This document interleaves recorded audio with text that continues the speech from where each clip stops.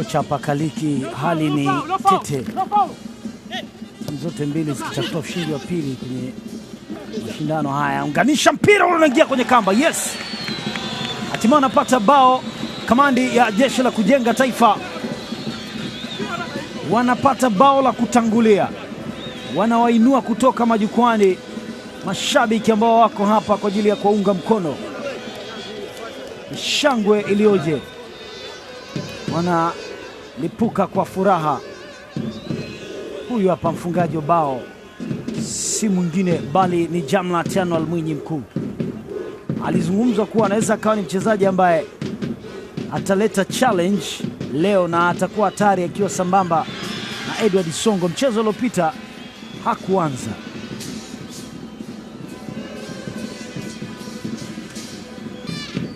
Wanaopoteza mpira ule ni mali JKT sasa akiflow kutafuta nafasi ya kuandika bao la pili.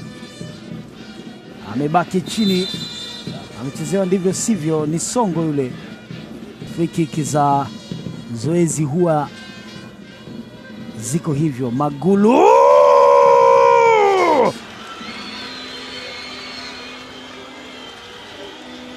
alidhamiria ubaya na Jim Benjamin Magulu.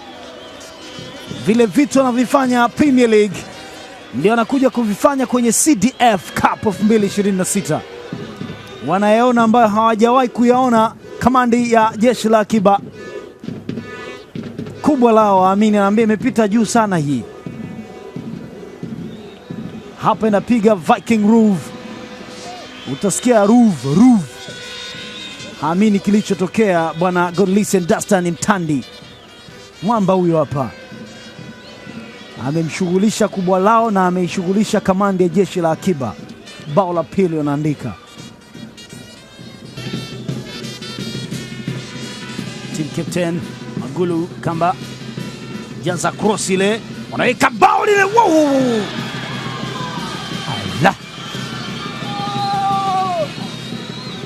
Hassan Ayubu Mponji anaipa kamba ya tatu kamandi ya JKT, na sio tu bao la tatu, ni bao la viwango na la kikatili mno. Kubwa lao haamini kilichotokea.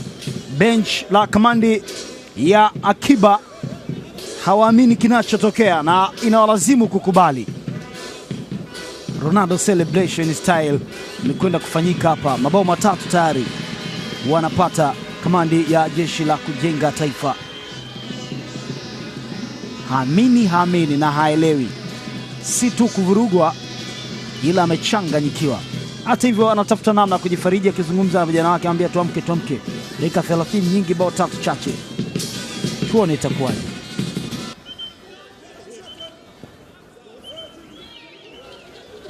Wanaondoka, ataishia wapi kamandi ya Jeshi la JKT? Matiko Gamba,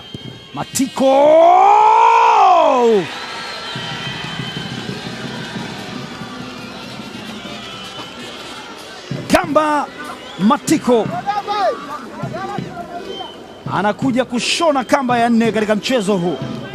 Ni timu ya kwanza inashinda zaidi ya mabao matatu. Kubwa lao anageuka mdogo wao, akiruhusu mabao 4.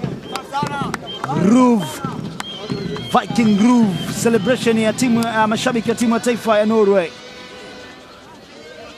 Hii haina comeback, sijui, lakini sijawahi kushuhudia zikabaki dakika 2 zikarudi bao 4. Wacha nishuhudie leo kwa mara ya kwanza.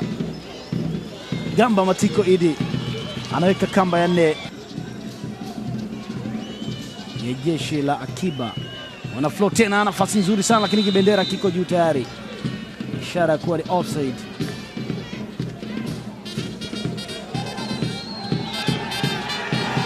Oh, bao la 5 linaandikwa hapa.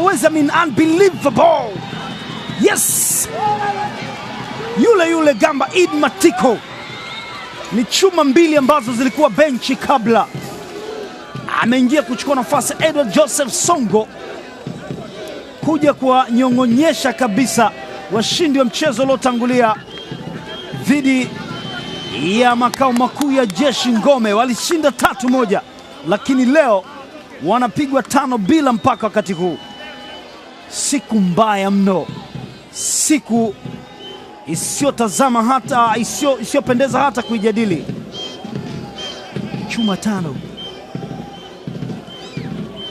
hapa, kocha anaweza akawa ndiye anaelekezwa na wachezaji kwa hali ilipofikia, na sio kocha elekeze wachezaji, yeye ndiye ataelekezwa na wachezaji.